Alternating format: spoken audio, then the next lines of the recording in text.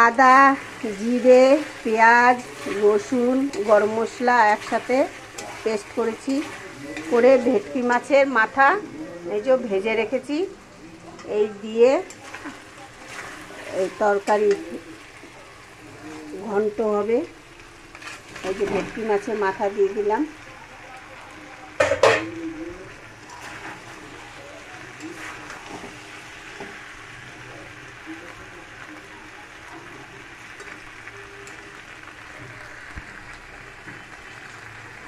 স্বাদ মতো লবণ,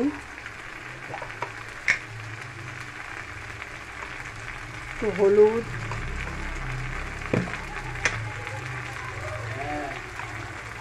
একটু লঙ্কার গুঁড়ো। এটা শুকনো লঙ্কা দিয়ে করছি, কেন কাটা তো বাচ্চারা খেতে পারবে না, ওই জন্য শুকনো লঙ্কা দিয়ে করছি।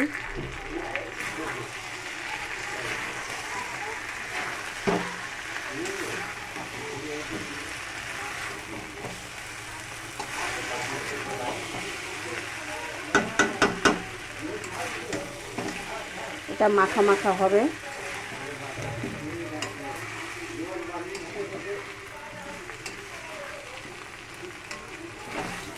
এটা এরকমভাবে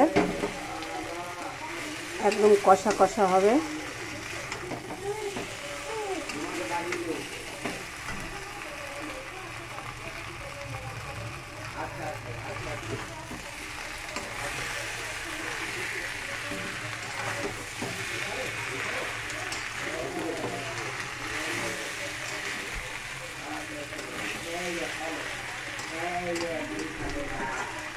এই যে হয়ে গেছে।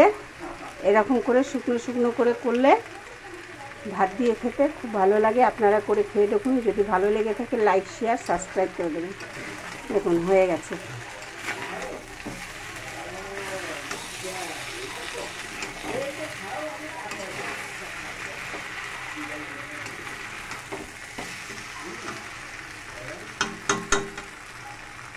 আপনাদের যদি ভালো লেগে থাকে লাইক, শেয়ার, সাবস্ক্রাইব করে দেবেন। আর জি আর রান্নাঘরের রুম।